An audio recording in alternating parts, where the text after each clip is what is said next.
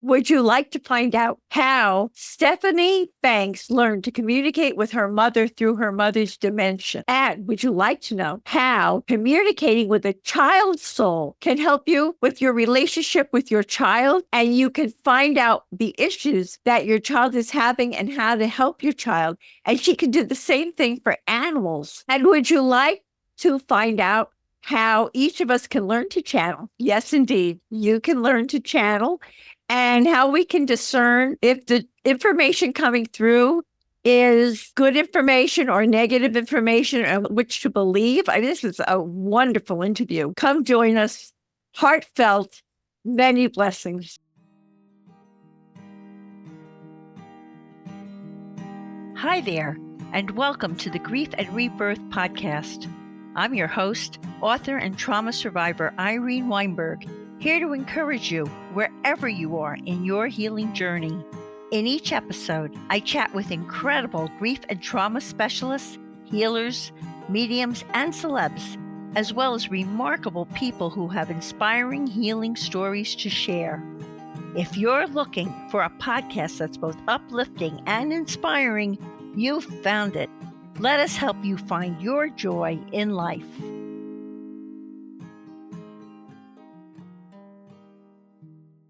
Hi, everyone. I'm speaking to you today from my studio in West Orange, New Jersey, and I could not be more delighted to have the pleasure of interviewing Stephanie Banks, who is a highly sought-after intuitive channel, mentor, and guide who helps people connect on the soul level. Stephanie channels from the perspective of any soul currently on the planet, souls on the other side, purely non-physical beings such as spirit guides, as well as trees, animals, and Gaia. Before becoming an intuitive channel, Stephanie's professional endeavors included speech-language pathologist, birth doula, lactation consultant, and infant massage instructor. When her mother's dementia made verbal communication impossible, she found ways to communicate with her mother's soul, which was the beginning of her inspiring channeling journey. Stephanie calls herself a conscious channel, which means that she is both the vessel to receive messages as well as a guide to provide depth and context for the information coming through. She also mentors clients in discerning their own inner voice of wisdom, which enhances their confidence and self-trust, improves their relationships, clarifies their soul purpose, and helps them find their own laughter and joy. Stephanie's best-selling book is titled Joining Joni, Staying Connected to Your Loved One Through Dementia and Beyond. She is currently completing her second book, which is about her spiritual journey, and in her TEDx talk titled I Am an Intuitive Channel, she shared her unexpected experience with channeling and invited others to discover their own intuitive gifts. I'm looking forward to asking Stephanie about her unexpected journey into channeling, if anyone can learn to channel, how we can discern the voice of our intuition from the voice of our mind, how communicating with your child on a soul level can positively impact that relationship, how it is possible to communicate with animals on a soul level, the importance of radical self-care, and more for what is surely going to be a fascinating and very enlightening interview. Hi, Stephanie. A warm, heartfelt welcome to Grief and Rebirth podcast. Thank you so much, Irene. I'm really delighted and honored to be here with you, and I'm looking forward to our unfolding conversation. And it will certainly be unfolding, and I think it'll be so enlightening for everyone listening to us. So I want to begin from the beginning. Could you talk to us about your challenging childhood and the intuitive skills you developed to help you cope with your mom's struggle with mental illness? It's been Sure. so hard, so challenging. Sure. Yes, so I grew up with a mother who struggled with mental illness, and she had a couple different hospitalizations while I was a child to help her, stabilize in terms of bringing her greater health in that direction. And what I learned through living with someone who was having severe mood swings and was somewhat unpredictable in their behaviors was to really read energy, to really read what was going on in a room, in another person, around another person, so that I could take care of myself, so that I could know when it was safe to be close and when I could know it was time for me to gain some distance. It was certainly confusing, as a child, but I feel like my skills right now at this point in my life are in large part because of the need to develop those, having a mom with somewhat volatile, shifts Mm. and changes given her the struggles with mental illness. So I'm grateful, very grateful for that. And even in the face of all of that, I was able to have a close and loving relationship with my mother until her dementia made that very nearly impossible. And that was the beginning of my channeling journey because I had a best friend at the time who was a very gifted channel. And I asked her if she would please channel my mother for me since I didn't seem to be getting it right. I didn't know really how to communicate well with her. We were constantly struggling and frustrated. She was not understanding me, and I was not with the level of patience that I would have hoped. It's one thing to be a clinician working with patients. I have all the patience in the world, and another thing to be interacting with my mother with all the complexities of that relationship. So my best friend channeled my mom's soul. I got to ask questions of her soul, such as, what do you need from me? How can our relationship thrive together? How can I also get my needs met from this relationship? Where am I in your way that I don't know it? Wow, Yeah. that's amazing. Yeah. And I got answers and it changed our relationship forever. What kinds of answers did you get? Like, what was your mom gaining from her journey? Why had she Mhm. chosen this path? And what was that? And I imagine her path was something you chose because it developed your skills for your later soul purpose. But what had your mother come with the purpose of introducing you to this, or was there something for her soul that she was gaining from this? Yeah, well, I can speak to what her soul shared through my best friend, which was that I was kind of getting in her way in terms of her relationship with my father, because I was trying to protect my father from some of the um, discomfort of these challenges. And in my effort, I was stepping into what was their zone, her zone. I learned that they have a pre-existing soul agreement in that particular lifetime where my father he had agreed and promised to show up for my mother in ways that were beyond what anyone might consider to be reasonable. And in a previous lifetime, he didn't take the opportunity to do that, or he fell short in some way. And so this lifetime that they had shared was his opportunity to really deliver on that. And so when I would step in Wow. and try to manage things, it was actually interfering with their soul's agreement. And also he didn't need me to. He never asked me to. He didn't need me to rescue him. It was just, a role that I had assumed. But when I learned how I was interfering with that, I could step away from it and let them do their dynamic and let me have mine separately with each of my parents. And that really served all of us very, very well. And in terms of what she shared with me about her inner experience with dementia, she reminded me, or actually she was the first person to mention that it might look a certain way to those on the outside. It might look horrible and lonely and disconnected and stressful. But her experience on the inside was very different. She found she was traveling. Where it might look to me like she was zoning out, she was actually going to other places and visiting other realms and being in a totally different place. And when I would touch her or talk to her or insist that she come back to our reality, it was disruptive to these lovely travels she was Wow. having. So I learned to let her travel, Let her let do her her breathe. thing. Yeah, exactly. Why do you think and she stayed why do you think she stayed as long as she did in her dementia? Was there a reason? It was that for you to learn certain lessons from it?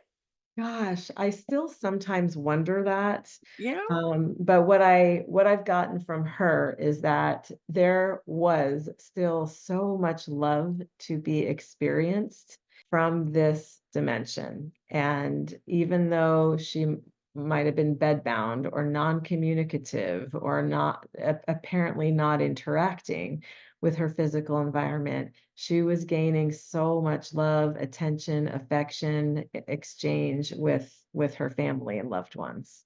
So they were showing her unconditional love. They weren't shunning her. That's And then and she was taking that in. There was something that she needed to do. Even though yeah, on your end, it was like, does she hear us? Does she know yeah, us? All of that. That's so and it's interesting. exhausting, from my perspective, Right.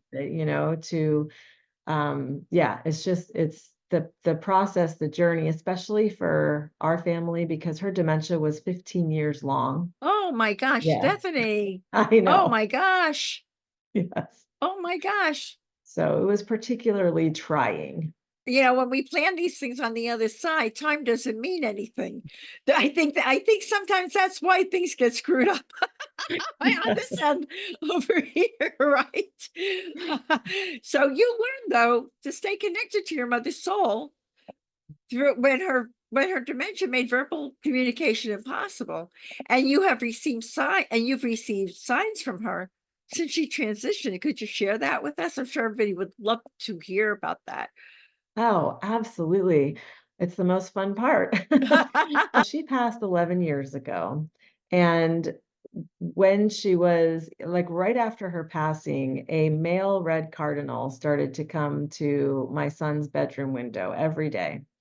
And so I just started my kids were very young at the time, and I started saying, "Oh, Grandma Joan is here. She sent a friend to visit us." And the cardinal was hilarious because he would like look at us and peck at the window. And Oh, there were no bird feeders. There was nothing to attract him at that time. But every day, multiple times, he would come and visit. So we loved that. And we could hear him scratching, and we would run to the window he was at. It's still coming to the window, Irene. It's oh my goodness. 11 years Wow. later. Wow. I've done research, what's the lifespan of a Yeah, I was just gonna cardinal? They can live this long. It's not necessarily common, if I remember correctly. But regardless, somehow he's training his replacements if he does die, to to continue these visits. I also have a beautiful story where my mom passed away a couple weeks before Father's Day. And so I went to a store to find my father a Father's Day gift. We were both in deep grief. He's grieving his wife, who he absolutely adored. And what do you get as a gift, when someone is in that kind of grief? So I was looking at these products in the store, and there was this perfect golf oriented gift. So, and they had only empty boxes on the display. You took the empty box to the cash register and they would give you the item. When I did that, the salesperson said, "Oh, sorry, we're sold out of these." And I was so disappointed because I didn't think I was going to find anything else. So I start to leave the store and he comes running back and he's like, "Wait, someone put one behind the counter and I'm giving it to you." Oh So I my went god. back and paid for it. And I could feel, as I'm telling you the story, I feel the goosebumps on my arm. I could feel my mom orchestrating some magic. Right after I Wow. bought that Wow. product for my dad, I went to a store that my mom and I used to go to for skincare products. And I was looking in the wall to buy something for my daughter, and I didn't know what to get her. I was thinking of my mom and how we used to look at that wall together. And my mom would always say to me, "What can I get you? What can I get you? I want to treat you to something." Well, right then I get a text message on my cell phone from an unknown number. And it says, "Mom wants to know what you want." And I just froze. Here I am looking, I Oh, mean, I couldn't so I quickly bought a product. I left the store. I went to my car and I thought, let me text the person back so they know they have the wrong number. And I texted back and I said, "Who is this?" And they texted back, "Mama." That's all they wrote. And that's what I used to call her in oh the my last weeks of her god. life. Yes. Wow. That's amazing. Wow. And you So were oh my goodness. And Stephanie, you were also communicating with her through dementia before she passed. I mean, through dementia, correct. Yes. through channeling, right? Yes. So how did that begin? because now you talk to your friend. She Yes. communicates with your mother's soul. Now, how does that come to you, where you're now starting to do that? Was it a Slowly. training thing, or was it just Yeah. in you, or how did you? Both, it was in me, it's in all of us. What I do is not, it's not only for me. We all are channels.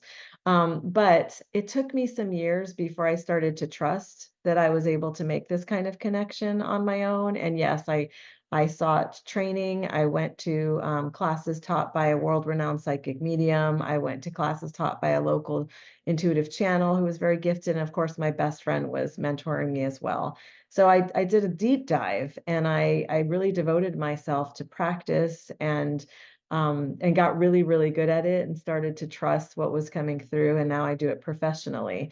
But for a while, I really did rely on my best friend for all the messages because I was not sure that I had the skills necessary to channel. Yeah, that's amazing that you were able to do that. And how do you know? How does a person know if a person wants to learn to channel? And I also want you to explain the difference between trance channeling and the way you channel, which is called conscious channeling. But how do you know the information coming through is true and authentic for those people who are saying, oh, you're getting these voices in your head, how Mhm. do you know you're not schizophrenic or something? And so could you explain how you know it's true, the difference between trance channeling and what you do called conscious channeling, which I've experienced, and um, there's also the voice of your intuition from the voice of your mind. So can you explain all of that to people?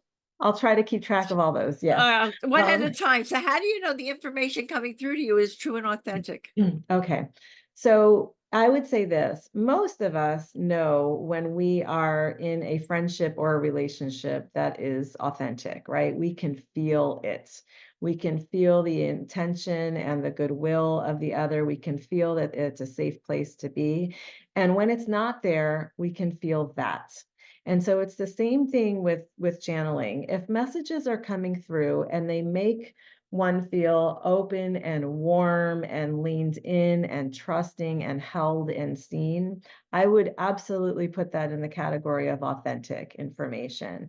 If instead the messages feel sticky or uncomfortable or maybe even scary or just non-resonant, then that's not authentic to you or where you're at or what you're needing right now. So I would guide everybody to trust what their sense and their feeling is in the interaction, in the experience across the board, whether you're talking about channeling or a job interview or relationships, anywhere at all. Really, really trust your gut on that because everybody channels in different ways and not every channeler is perfect for every person. So it's not uncommon, kind of like you bounce around to different hairstylists until you find the one you love, or dentists or anything like that. You want to have that resonance with someone whose work has integrity and you feel like it's resonating and speaking to you.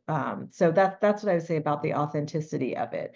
And then in terms of trance versus conscious channeling, I only learned about this when I was actually in a channeling interview, believe it or not. I was going to teach or actually do a channeling group at a local storefront many years ago. And for the owner of the shop to hire me, she needed to experience my work, which makes sense. Um, she had like 25 years of experience on me, so she really knew what she was looking for. And after I was done channeling for her, she said, "Okay, yes, you are definitely hired, and I'm really glad to see that you are a conscious channel." And I said, "Oh, cool. What is that?" I didn't know what that meant. And she said, "With conscious channeling, you have awareness, and this is true, of what you're seeing, what you're hearing, what's coming through. I am the only one in my body when I am channeling. And that is by choice. That's how I learned to do it. That's how I prefer to do it. With trance channeling, you can have other energies come into your body. Some people are like almost inhabited by other energies. They might make movements or have sensation that it goes along with that. I prefer to do conscious channeling that works better for me, but there are beautiful trance channelers out there as well. But that's kind of the difference. I am fully aware of what I'm saying. I don't remember all of it necessarily because a lot comes through, but I can go back and process through it with my clients. So that's what conscious channeling is. That's really cool. That's Yeah. fabulous. I Yeah. actually, when I wrote my first book, I actually had a conscious channel also who was channeling Saul, and I was asking him questions, and information was coming through um, Yes. for my book, and and she was quite aware as everything was coming through. So you also say that we can communicate with a child on a soul level to Mhm. impact that relationship? Wow. For all the mothers out there, how do you do that? What if you Yeah. got a kid who's like like a 5-year-old or a 6-year-old who's, still doing tantrums and carrying on and they're, I'm not doing that. How do you change that dynamic? Yes, yes. Well, okay, so I love this because I'm a mother of 3, and, when I started to tap into my intuitive gifts and also my spiritual team, I realized, "Oh my gosh, I have parenting guides." We have p spirit guides that are for parenting. Really? Yes. We have spirit guides that are for everything, by the way, but when I learned that I had them for parenting, I did a little jig. I was so excited to rely on them. So, with parenting, there's so much to it, and when you're in it, it is very hard to step out of it and go to that more global, and or spiritual realm. So you're really if you wanna do this, you can, but you're really gonna have to devote yourself to some sort of practice where you can settle and bring peace and distance from your thoughts, from your memories, from your beliefs, etc. And that takes a lot of devotion. And if you're a parent of young children, it's hard to find time for that. It can be done, but I highly recommend you get someone to channel your kids for you. Is my point. Like, if you can make it easier on yourself, at least for the first couple times, because once you get to know their soul and hear from their soul what they need and don't need from you, it really is a game changer with your experience. So if you're having, as you just described, Irene, a child who's tantruming or showing very challenging behaviors and you're at your wit's end because you feel like you've tried Right. everything you don't know, there's something going on. There's something that they're trying to express or ask for that isn't getting through, either not clearly from them or not received by you. And there's stuff there. I can't tell you exactly what it is because it's individual to each soul. But I can tell you that every time I channel children for their parents, they always tell me things have improved and that it has just completely changed their relationship, even if the children are adults, even if we're channeling adults for older parents. I think that's fantastic, Stephanie. I Yeah. think everyone listening who has a child is going to be contacting you. I recommend it. It's changed my life. I Oh I my have had goodness, yeah, I've had my kids channeled as well. that's fantastic. And you do the same for with animals? Oh, yeah, Oh, yeah. wow. Oh, Yeah, I now the love entire animal world is gonna contact you. Well, how does that work? Yeah, it always it works the same. Spirit is spirit is spirit. A soul is a soul is a soul, right? We're all having these unique experiences. Our souls have had a rich history most of the time, and we don't always remember what we oftentimes don't remember what we've come in here to hone or to release or to heal or to transmute or to transcend. But when you ask the soul, it will tell you, "Oh yeah, I got rid of that a long time ago. I don't know why I'm still carrying that in my memory." Or I'm here to unfold this same situation until I get clarity on this aspect, and then I'll be able to release it. And here's the process to releasing it. There's Mm. just so much richness to it. And animals are pure positive energy. So they're easy to tap into. They are not stuck in other lifetimes. They are not holding any grudges. They are fully present and fully just filled with love. That's beautiful. And I wanna ask you, can anyone learn to channel?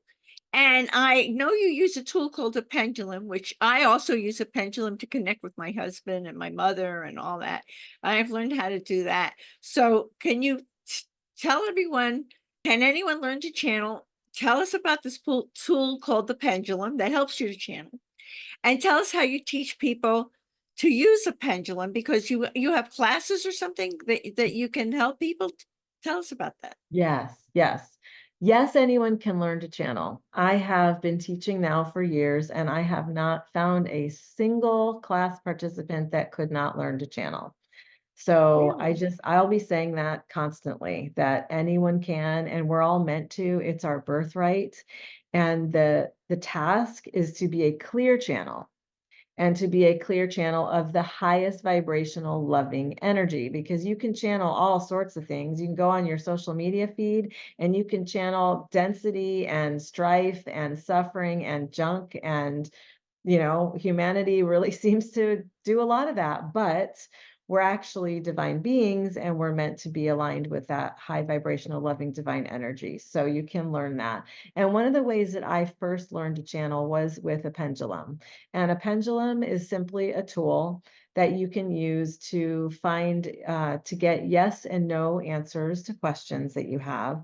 You can also use it to spell out. I have this letter board, Hmm. so I have taught people how to spell out the names of ancestors or guides that are there supporting them with their channeling.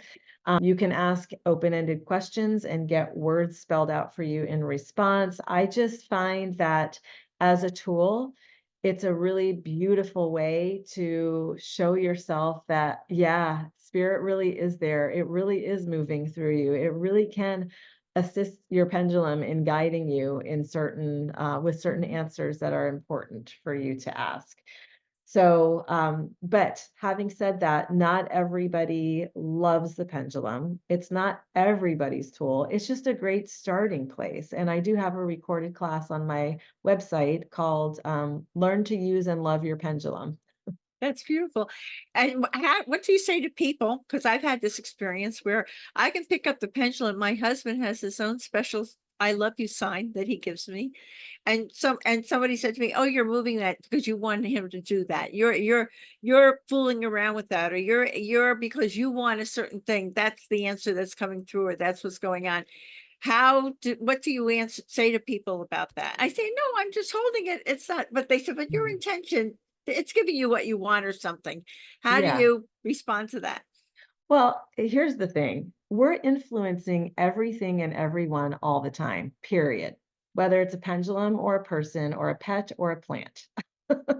So why we have in our minds that that somehow is false, or outside of the realm of what's also true? No, we are. We have, if we're aligned, then we are not parsing ourselves out into these separate things. Now, when you hold a pendulum, it is impossible not to have micro movements in your hand. Your hand never is without, your body is never without micro movements. If it was, you would be dead. And so we celebrate micro movements. So you are going to have some movement. You are going to have some influence. It's not about how do you come about it with absolutely no desire and no influence, because if you did, you wouldn't be human. It's about how can I be as clear as possible to receive what is in the highest service for me. It's also about how to know what questions to ask. So when I teach pendulum work, I teach people, do not say, should I marry Charlie? That's first of all, that any shoulds, don't use those. Because should is such a sticky, heavy word. Also, you have an attachment to this answer if you're asking if you should Absolutely. marry someone. And if you have a strong emotional attachment to an answer, you are going to have a heavier influence on it, and you don't want a heavy influence. So you would ask something like, is continuing to date Charlie in the highest service of my soul's greatest good? And you'll get a much more clear answer. And you don't necessarily know the answer to that. So it's all about the way you ask the questions. And for those who are going to poke holes or say, "Oh, well, you're making it move or you're doing that," they'll say it. That's okay. You're going to have your practice, Irene. I'm going to have mine. We know what we know, and we don't have to convince everybody, but we can invite them to give it a try because it is a thrill. It's amazing, and it has guided my life beautifully. Yeah, I could not agree more. And how do you help people to see beyond their self-created limitations to Mhm. achieve the longings and desires their souls have set before them, because we set these things before us in order to connect with their soul's purpose, because there are a lot of people on the planet who don't know their soul's purpose, Right. you Yes. know? How do This you is help? How does that work, Steph? through the questioning again. I think so much of our growth is dependent on us asking the right questions of ourselves and of our souls and of our spirit team, and be really being in a receptive place to bring that guidance and that insight forward. So first and foremost and always, it's going to be how do we ask these types of questions? Someone can ask me, what's my soul's purpose? People often do ask that. And at its baseline, all of our souls are here for the same purpose. It is to learn to love more purely, more unconditionally, more in, agape, this the highest love. So that's all of our purpose. And that can be their answer and that can be enough. But what they really want to be asking in addition to that is what lights me up, what just brings spark and sparkle to my light. Also, what breaks my heart, because when you know what breaks your heart, you know what your soul came here to be in service to, the improvement of or the healing of that. If we ask these questions to get to know our spirits and our essence better, then we will have the guidance that we are looking for. And it is not one singular purpose that we have. It is to be in harmony and in balance and in love with all life. Well, that is so true, because when they pulled me out of the car, as our listeners know, I got the message to be loving and kind to everyone. And you just validated that that is the message that seems to come through over and over again. Yes. That is our purpose. And why do you say that radical self-care is essential for all of us, including those who channel? Yeah. Talk to me about that. Well, I know that when my self-care suffers, when I'm not devoting time to the things that bring me peace and joy and love and laughter, my channeling suffers, like I'm not going to be as clear. I'm not going to, the messages are going to feel a little bit more. It's kind of like moving through mud rather than just being in the free floating, beautiful, airy, delightful energy. I've seen that. And I know, I commit to myself and to my clients a devotion to, now I call it bodacious self-care because I've kicked it up a notch. But it So, allows, in what way do you say you've kicked it up a notch? You well, it went went from from radical to bodacious, and it just means that it is my top priority. It is my top priority. I told you before we started recording this that I'm actually grieving my dear father right now, and knowing what grief needs and that she does not always come on a schedule or on certain days when we don't have clients, right. I have had to be really soft and, just shift things a lot with my schedule, sometimes on a daily basis, because that needs space. And that is part of self care. Knowing that I need time to grieve. I need time not to be in service to others constantly. I need time to be in nature. I need time to play with my dogs. I need time to laugh with my kids, time with friends, time putting beautiful products on my face. All of these things bring me to a higher place. They affirm my worth, my value, my enjoyment and appreciation of this third dimension and beyond. And so I need that. And that makes me a better channel. And it makes me able to channel from the joyful place, which is the only place I really want to channel from. That's beautiful. That's beautiful. Let's hear all about your one-on-one channeling sessions. And do you do all this by Zoom also? Yes, yes. So we want to hear about your one-on-one channeling sessions, your channeling packages. You have webinar series, you have workshops. You're a busy girl. You're doing all this self-care, and look at all this other stuff you're doing. Your master classes, you have a Soul Academy course, and anything else you'd like to tell our podcast audience about. Please Sure. let it go, Steph. Sure. Let it rip. Yes, I have 2 recorded classes on my website. One is a pendulum specific, and you can really get pretty good at using your pendulum with this class. And the other is a foundational learn to channel class where it's a 3 or 4-part series that will walk you through basics, foundation, and also some more challenging strategies that I know to everything that I put in these classes have worked for me. If they've worked for me, I can trust that they will likely work for others because, again, there's nothing unique about me that makes me more able to channel than anyone else, I don't believe. So that's what you can find. And then the one-on-one sessions are brilliant because we get to go really deep and you can ask any questions. There are no silly questions. All questions have a place. They're all important. And we can hear from any soul that is here on the planet with you right now. Any soul. Wow, that's Yeah, marvelous. it So if opens. someone's giving you even a hard time in life, you could Absolutely. really, that would be fantastic to find out what is that about? What is that dynamic about? And what's to my highest good to do with this, right? Yes, I've channeled the souls of people's supervisors before, of the CEOs. I have channeled 4 CEOs who want to know about the soul of the person they're considering hiring and Wow. really get a feel for, is this a good energetic match? You have to be a very, very advanced CEO to be wondering, to be asking those It's very astute amazing that they're questions. CEOs and they're open to this. Absolutely.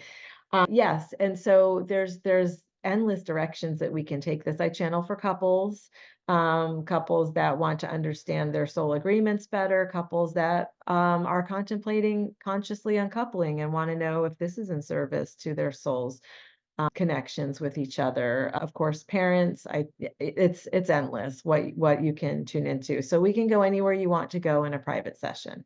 Fantastic. And then you have channeling packages, webinar series. I took this all, your Yeah. workshops, so what would you like to tell anyone about any of that?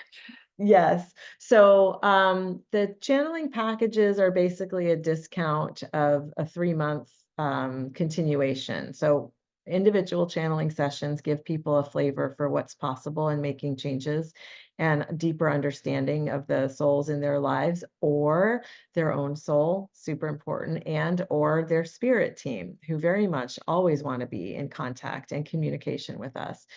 And so a lot of people will ask me at the end of their private session, okay, well, I have all this great stuff. Now, how do I keep getting more great stuff? And so that's someone who would want to have a discounted package where we work together every other week for 3 months and we really move a lot of energy and massive things change and shift and transform in beautiful ways.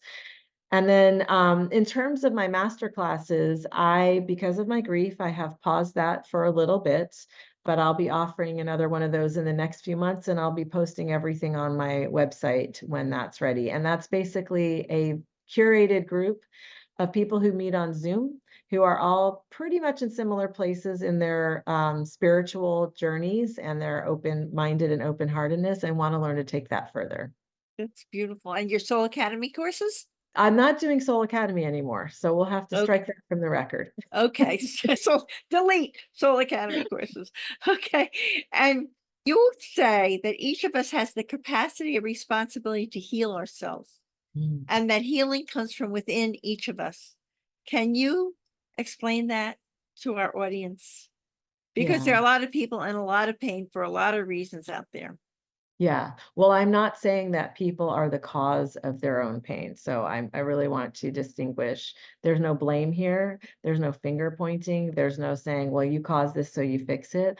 I just truly do believe that our bodies are these incredibly miraculous, perfect mechanisms that, with the right support and information, can heal. Can heal. Our bodies are always healing themselves at a cellular level, within our bones, within our tissues, our blood, our fluids, everything. So I find that I'm not a medical medium, so I don't do any of that work, but I find that the channeling work gives people the permission to explore themselves as their own healer. And oftentimes, if we are willing to shift our perspective and our beliefs that maybe we weren't even really ours, but were just handed down, generationally, if we're willing to question those with love and adapt and adopt some new beliefs, then we can actually heal so many things on the physical, emotional, spiritual, energetic levels. So that's what I'm referring to. Right. And would you say it's important for people to go on a healing journey in this lifetime while they're here, as opposed to just continuing their struggles? Why is it? Because healing takes courage. Yes, it takes courage because it's unknown. You're kind of leaping into an area that's not you believe it's unknown, right? You don't remember it from your other lifetimes. But it's so much harder to suffer. It's so much more unpleasant, you know? And so I happen to be one who always looks for the path that will provide the greatest love, the greatest joy, the greatest ease. And that's not a cop out. That's actually why our souls are here. I have yet to meet a soul who is here for the explicit purpose of suffering. Right.